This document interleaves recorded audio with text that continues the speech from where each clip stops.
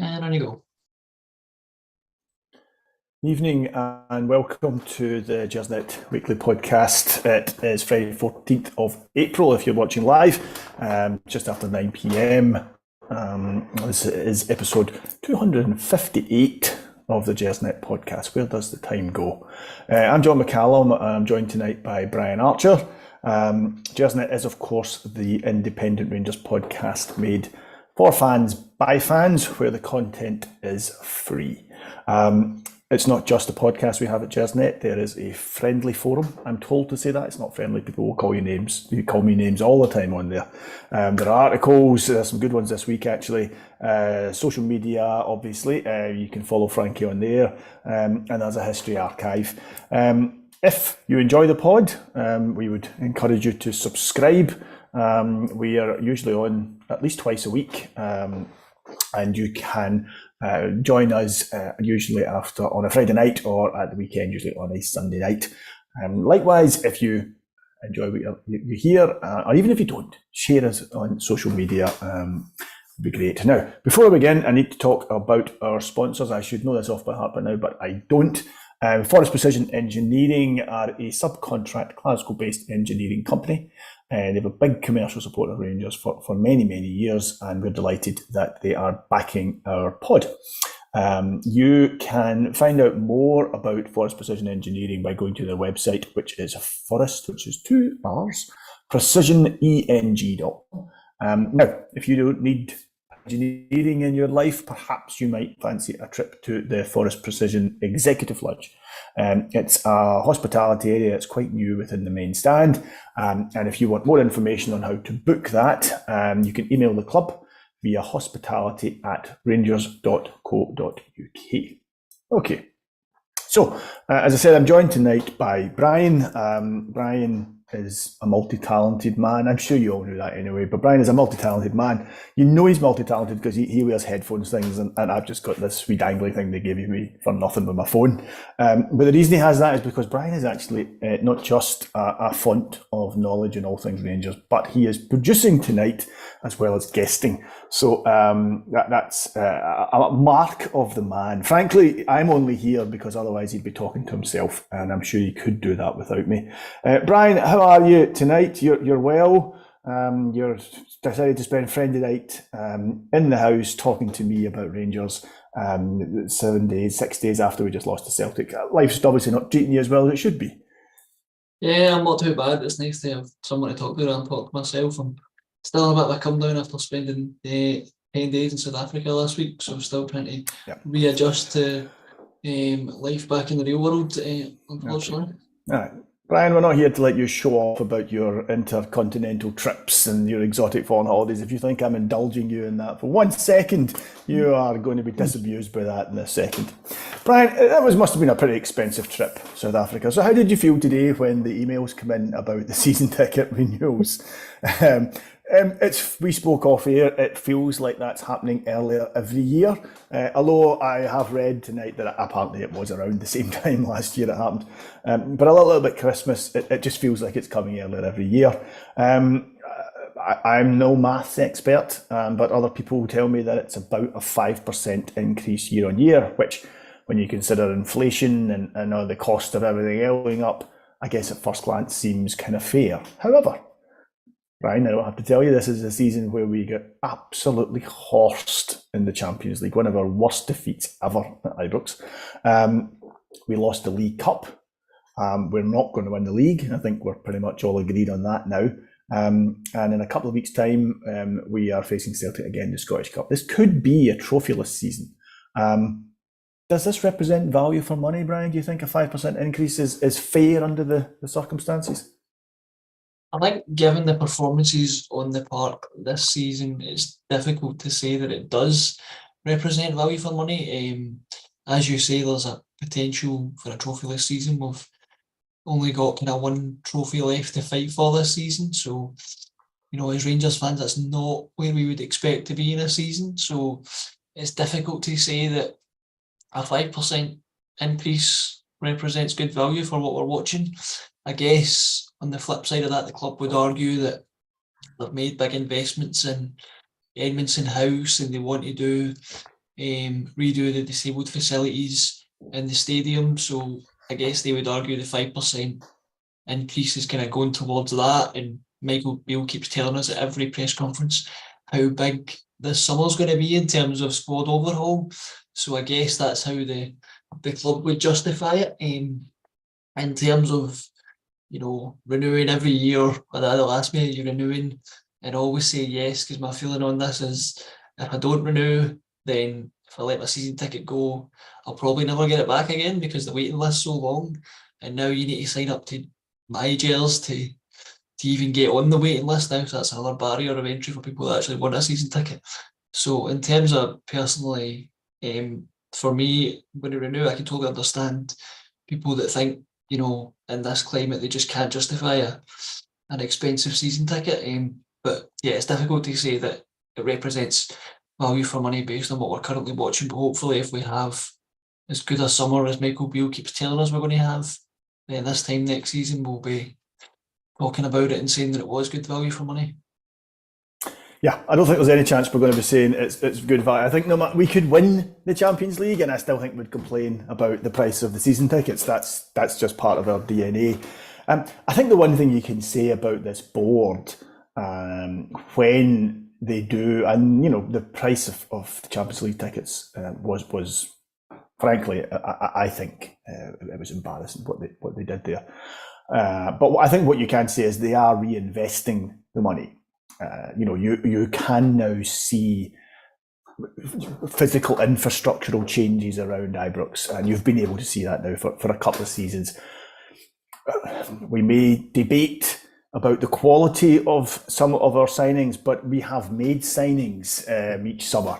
We can debate long and hard about whether they're good enough, but they cost us money and they do need to be paid. So I suppose from that perspective, the club still feels like it's in good hands. And so I guess from that perspective, people feel a bit more comfortable if they can afford it, paying that money. But no one wants to see a 5% increase. And it did strike me as bad timing, bringing that out just a few days after we've lost at Parkhead and pretty much the season is over in terms of the league. Talking of safe hands, it was obviously, before we come and talk about St Mirren game, some big changes at Ibrox this week and over the last couple of weeks. Our chairman stood down and we have a new chairman, and that's obviously something that happened in the fairly recently, just over the last couple of weeks there. And then this week, the departure of Ross Wilson. Now, Ross Wilson was a fairly high profile at Rangers. Rangers seemed to court him. He seemed to be a man that they wanted for a while before they got him. He came in with a fairly good reputation as somebody who could spot and bring in talent to Southampton and then sell it on for a significant profit, which I think we're all agreed is largely the business model at Rangers. Certainly came in with that reputation. He was Scottish, so he obviously had some grasp of where Rangers. I never thought he was a Rangers supporter, and I don't believe he was. But he understood Scottish football. He understood Rangers. So certainly on paper, he looked like a very, very good signing in that way. Was his departure a surprise to you, Brian? I think the manner of it and the timing of it was a surprise. I think we all kind of know that he's been facing kind of heavier scrutiny from fans recently, especially after last summer. A lot of fans kind of assigning him the blame for the transfers that don't work out. So in terms of him leaving it, it felt like it was time for a change and just a freshening up all around the club. We've kind of had the freshening up of the manager and the management team. We've now got the kind of freshening up in terms of at the very top, in terms of the chairman. We're being told that we're going to freshen the squad up this summer. So it felt like it was a good time to kind of freshen up the kind of head of the football department, which I guess is what that role is. So it does feel like a good time for a change and maybe new eyes and new perspective overseeing things, which is good. But I was slightly surprised doing it right before a summer that we're told it's going to be big change, and then also the kind of manner of it in terms of Nottingham Forest coming in for him and then it all getting done within 24 hours is a bit of a surprise. but not entirely surprised that he has left. Maybe that was a deal he'd been working on for a while. One of the few signings he managed to make quite quickly. You mentioned the protests. You mentioned some of the fan disquiet. Do you think that played a part in this decision? Probably not, if I'm being honest. I dare say if you work in football, and particularly if you work at a club the size of Rangers, you need to have a fairly thick skin, especially if you're kind of heading up the football department, as his role was. So I dare say that the protests and the banners at games wouldn't have really affected him. I remember him speaking at the AGM. He was quite kind of vociferous in the defence of his own track record in his own position. So, I dare say he felt he was doing a good job in what his remit was. So I don't think the protests would have kind of played a major part in his decision to leave. I think maybe he just felt that he needed a change as much as Rangers needed a bit of freshness. Maybe it was time that Ross Wilson also felt he needed a change, and I guess to him Forrest represents a good opportunity for that. He's of course came in when Gerrard was manager. Gerrard left. Van Bronckhorst came in. Van Bronckhorst left. Now Beale's there. In a short period of time, he's worked with 3 different Rangers managers, and I wonder if the appointment of Van Bronckhorst, which ironically this time last year we would have been raving about, wow, what a great appointment Van Bronckhorst was, and obviously that turned sour this season. Beale's come in. I do wonder whether there was internal pressure perhaps being applied, or whether he himself just felt, you know what, these guys, Nottingham Forest, I suspect Nottingham Forest can probably pay him more than we pay him. I suspect if Nottingham Forest can stay up this season, they're a big enough club to build on that if they can stay in the league. So I suppose I can see the attraction. The director of football role is one of these positions that generates a lot of discussion. And it's not always something that is broken down along age lines, but you do certainly see it broken down along age lines sometimes, where older supporters look at it and say, what the hell is that person supposed to be doing? Why is the manager not doing that job? If it was good enough for Jock Wallace, if it was good enough for Walter Smith, why is it not good enough for Michael Beale or wherever?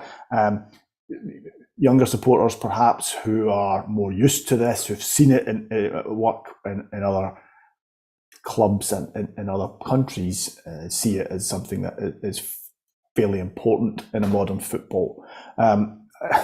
Rangers famously had 10 managers in the first 120 years of our history, and we've had something similar in the next 20. Football has changed.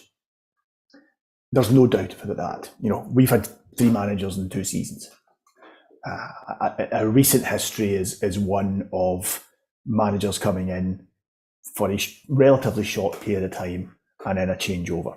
So I understand why in that environment clubs need to find a way of ensuring that every time the manager changes, the whole place doesn't get ripped up and start again. I can understand that. And I can see then where the football comes in. But at a club the size of Rangers and playing in the Scottish League, do we need a director of football? I mean, would you expect us to replace Ross Wilson with somebody similar? I think I do expect us to replace him. I think we do need that sort of role, be it a director of football, a sporting director, a technical, whatever type you want to give it. I think having that role that sits above the management team that kind of allows some continuity to be in place when managers do inevitably change. I think that's important in this day and age. I think, I hear loads of people online saying, why can't we just let Michael Beale buy all the players and we kind of run it that way? And I think that's all well and good saying that, but then what happens when the inevitable and Michael Beale eventually leaves Rangers? They're then kind of starting from scratch. The idea to me of that role is you've got some continuity in place for when the manager does inevitably change. You're not completely starting from a blank canvas. You've got your scouting structure in place. You've got your medical structure in place. You've got your academy structure all in place. And then the director of football oversees that. And then the manager's sort of interchangeable as and when needed. And I think that's just the modern way of it now. I think people often go back to Alex Ferguson as being this, he kind of did it all, but they sort of forget that he had David Gill for a lot of his time at Man U that did a lot of the negotiation. Nobody expects a manager to negotiate with clubs around transfer fees or negotiate with players around contracts. That should all be left to a director of football, so the manager can focus on managing. I am a big believer that managers should have a big say in who comes into the club. I don't think that, Ross Wilson should just be buying players and then giving them to Michael Beale and saying, right, you go and coach them. I think Michael Beale and any Rangers manager should have, a big say in who comes into the club and who leaves the club. But I do think you need to have that overall structure of the manager that stays in place so that for inevitably when the manager changes, you're not starting from scratch again. Yeah. It's an American system, the idea of the director of football. It's come from American sport, where a club has a coach, and the coach's job, and there's usually a series of coaches, and of course you're seeing that more and more here, and their job is to coach the players that they are given. They can say, I want a new quarterback, or I need a new pitcher, or whatever, but ultimately somebody else makes a decision of who they are. And in reality, that's actually how it's always been in football. We didn't have a director of football. The manager may well have been the person who phoned the other club and said, listen, I'd like to buy such and such. They might have done that. But ultimately, the board of directors said yes or no to whether the funds were available to do that. And likewise, they said yes or no whether a player was getting sold. And it would not, it was not uncommon for players to be sold, with the manager not being terribly happy about it. Yeah. But the directors are there to make sure the club continues running and remains solvent. So that's always existed in football. It's just been dressed up in a different way. You touched upon the timing, and that was the thing that I think surprised me most. The speed at which this happened.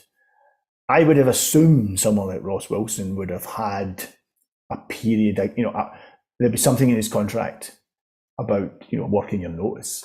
He's not the manager. He's not a centre forward.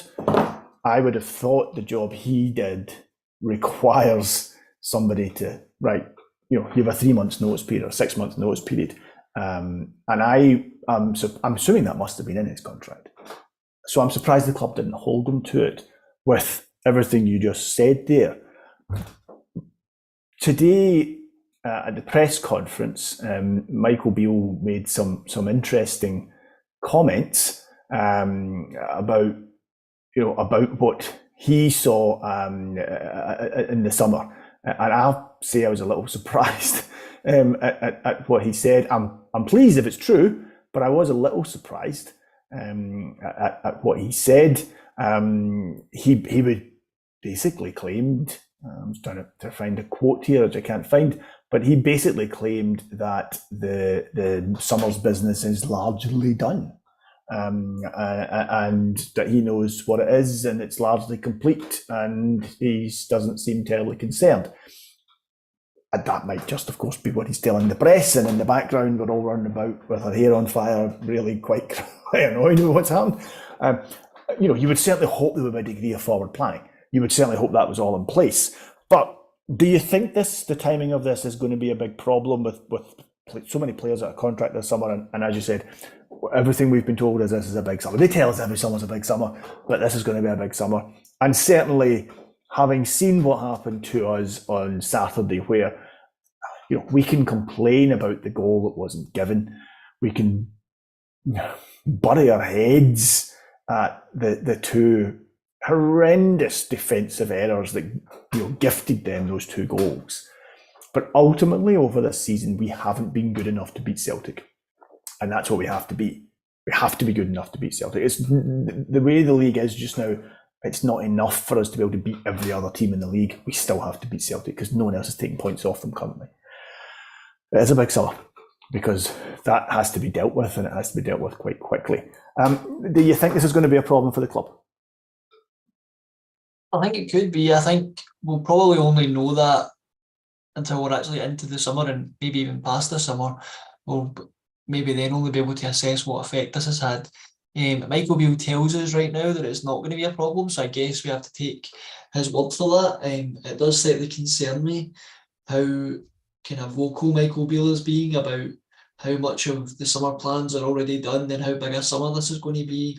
I think it could end up with egg on his face if for whatever reason deals don't come off or we don't kind of hit the ground running in the summer as quickly as he's saying. We're going to sort of setting the expectation that we're going to go really early in the summer and get our deals done, and he's almost saying that deals are already done pretty much. We're just waiting on the window to open is kind of the impression that he's given, that deals are done, we're just waiting on the window to open so we can fill the paperwork, is essentially the impression I'm getting. So if for whatever reason that doesn't happen, that's kind of going to come back and bite him a bit. So I do worry about how vocal he's been about this, and I think it's something that we've all said about Michael Beale since he came in, is how open he is with the press and how much he just, he's a football man and he loves to talk football, but maybe he should try and keep his cards a bit closer to his chest. It might be that everything's done and what he's saying might be 100% accurate, but it might not be the best idea to say that publicly, because we all know that deals can fall through for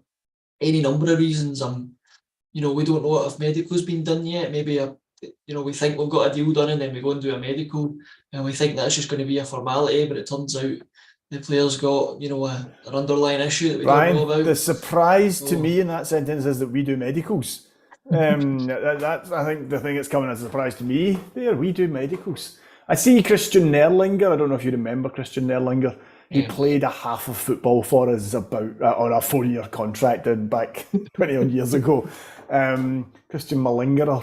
He is quoted today online, or quoted tonight online, as saying he isn't interested in the job, but he was delighted to have been approached.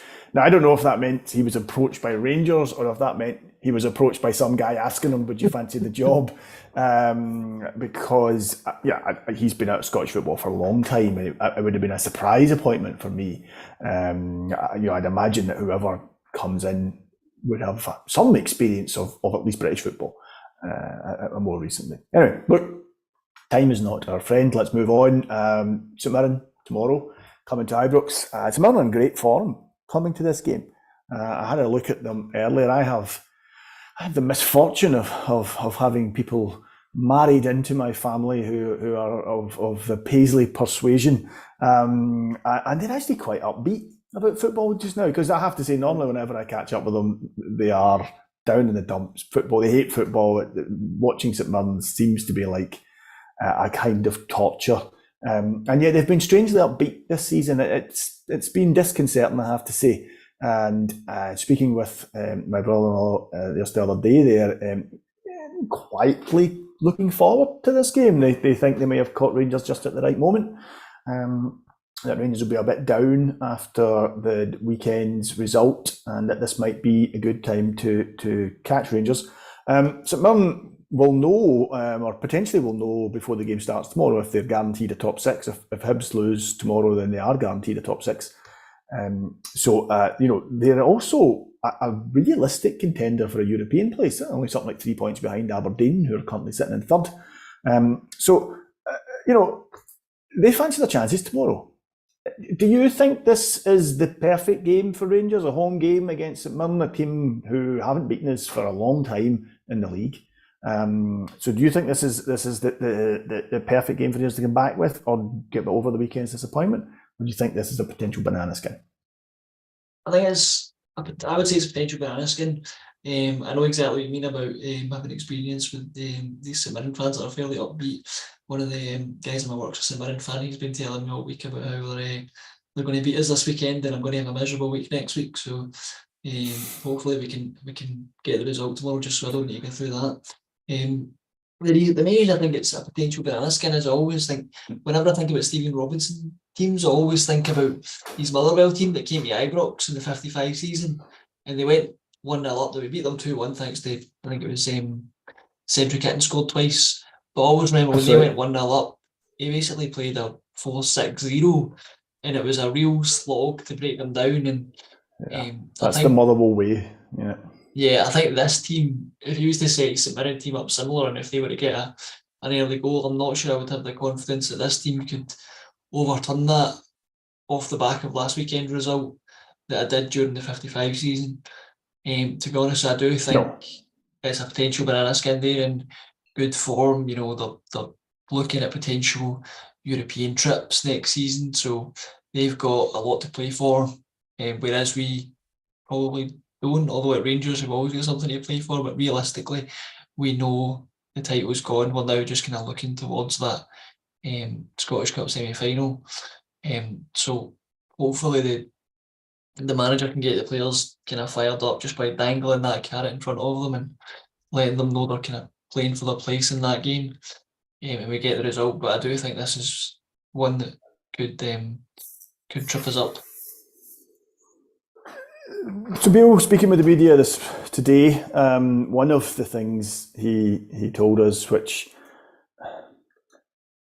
I think it did come as a surprise. Someone texted me, actually Colin, who's on the pod, obviously fairly regularly, texted me to say that, have you seen the players that are out tomorrow? And we're looking at Goldson, Kent, Jack, Scott Wright, Cholak, Yilmaz is out again, and obviously King and King, Roof and Lawrence, who've been out kind of long term.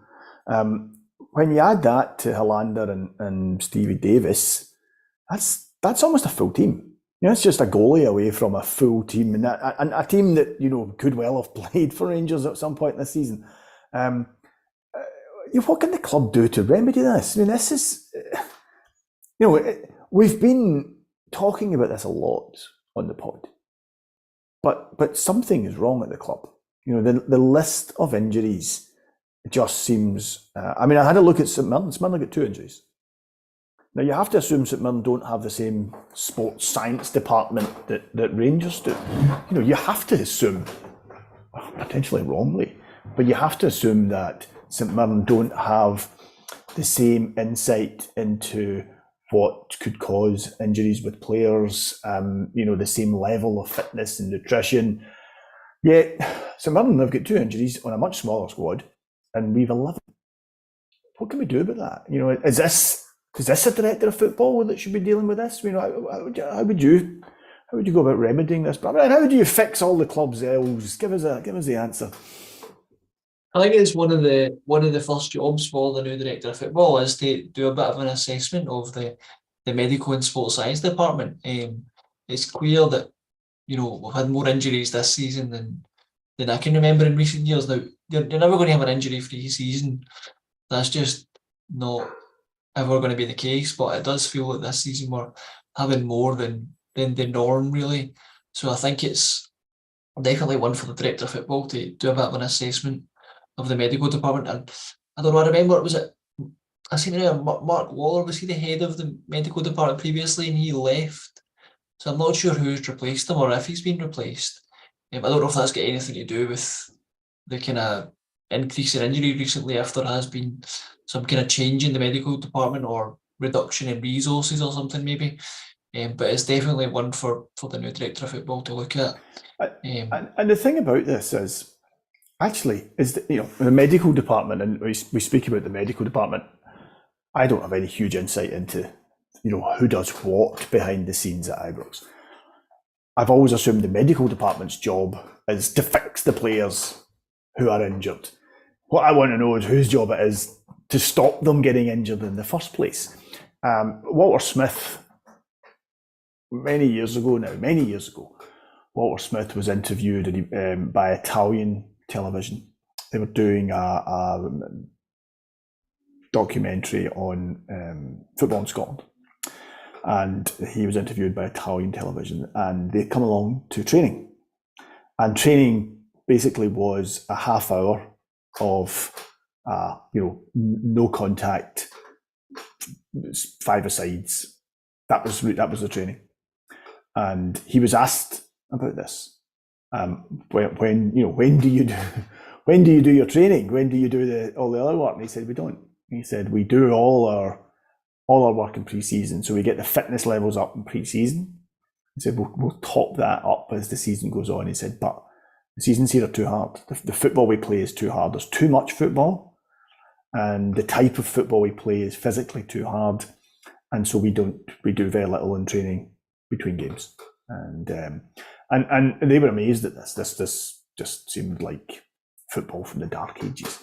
And I wonder how much has changed since then. And I also wonder, with Van Bronckhorst coming in and maybe in a Dutch system, whether the pre-season just didn't work for Rangers this year, whether the pre-season was part of the problem, and that's why players have been picking up. I mean, players who've never had injuries. Goldson,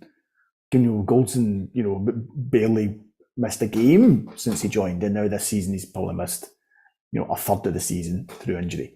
And it's muscle injuries he's been getting, and these are the kind of injuries that you feel. If someone breaks a leg, if someone does a medial, these things happen. It's difficult to do anything about that.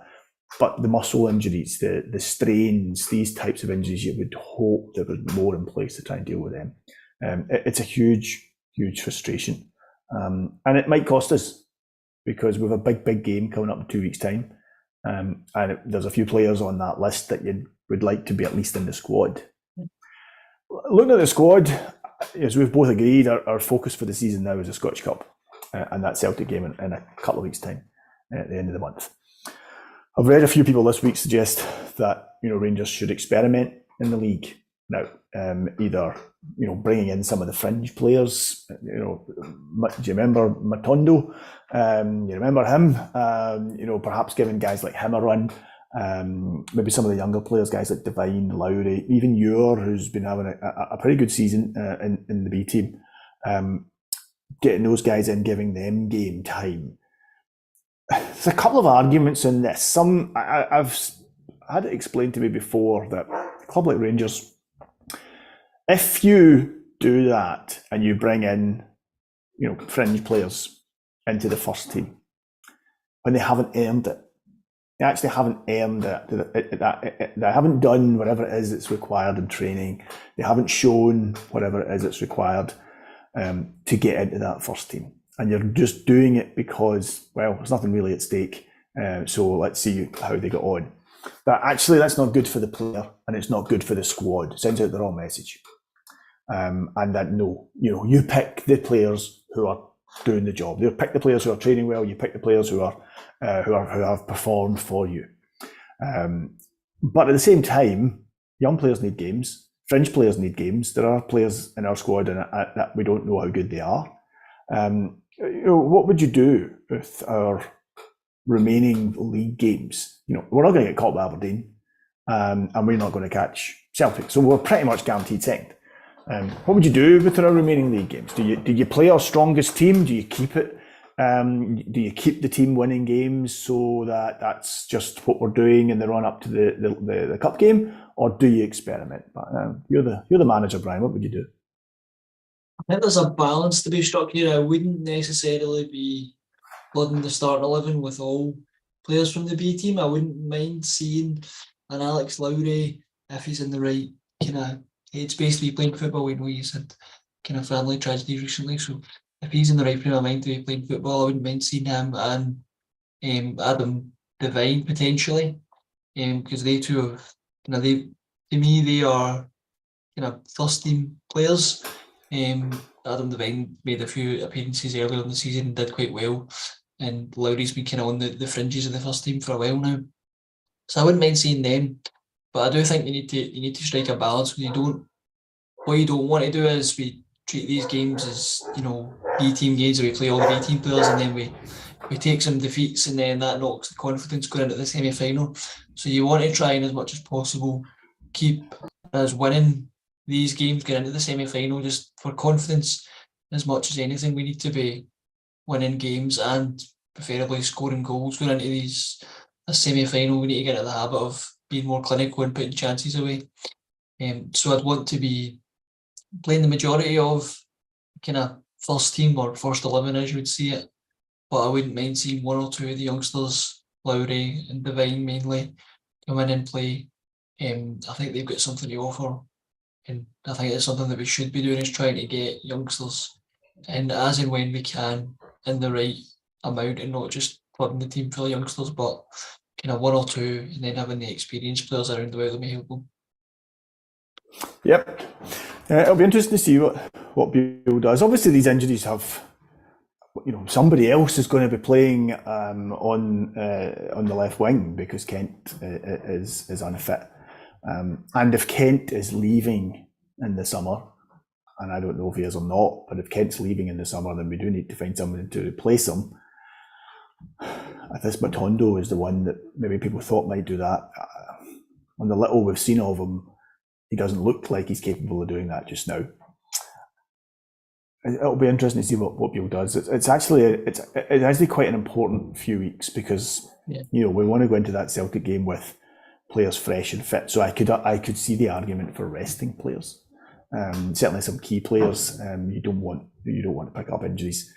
You don't want Morelos to pick up an injury. If I don't know what injury it is that Cholak's got, but if he's injured, then you don't want Morelos to be injured. You don't want to be getting into that game with no striker. So a bit of me is thinking wrap him up and Cottonwool somewhere and hide him away because you don't want to be getting into that game with no striker. You definitely do need a striker. And actually, I think Morelos did okay last Saturday. He was very unlucky with the goal. I still to this day don't know why that got chalked off. So he was unlucky there, and you certainly want him fit for that match. If Cholak isn't going to be fit, you need him. So I'll be interested to see what Beale does. Big decisions, even when there's nothing at stake. The manager Rangers, they're big decisions. And the other thing, of course, is even though there's nothing at stake, Rangers fans don't like to see the team lose. And they certainly don't like to see the team lose St Mirren at home. Yeah. So that will not go down well. You bring in young players and blood them and all that, but if there's 50,000 people booing them at half time, it may not be the best thing for them, frankly. And there's always the danger that if he wraps a lot of the first team players up in cotton wool, they go into the semi-final a bit undercooked and not feeling fresh because they've not played in a couple of weeks. I think that was what cost us potentially the 2016 Scottish Cup final when we hadn't played for a few weeks before that, if I remember. Hibs had played because they were in the playoffs, I think. And I think you could tell that, we were a bit undercooked.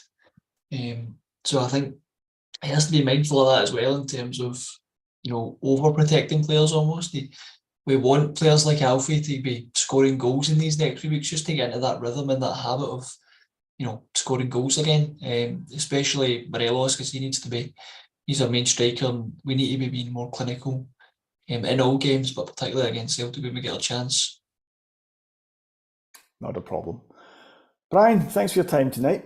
It's good of you to give it up and come along and press the buttons and do the volume and put the headphones on and worry about how you're going to pay for your season ticket when your American Express bill hits with all those South African rand. You see the exchange rate these days, Brian. I tell you, man, I pity you. Listen, everybody else who's on, can I just remind you that you can find the podcast on a whole variety of different platforms, not just the one that you are currently listening to it on. We're on Acast, we're on iTunes, we're on YouTube, we're on Castbox, even we're on Stitcher, and we are on Spotify. There's going to be a podcast on Sunday night. Craig is hosting, and he'll have David Fraser and Chris Jack. And they'll be on the pod and they'll be pouring over the coals from Saturday's game with St Mirren and anything else that may have happened over the next 48 hours. And whatever happens, there will be stuff that happens because that's just the way of it. So again, if you have a moment, please pop on to the Gersnet website, the message board, have a look at any of these things. Enjoy the rest of your Friday night. Hopefully the game goes well against St Mirren, and thanks for listening.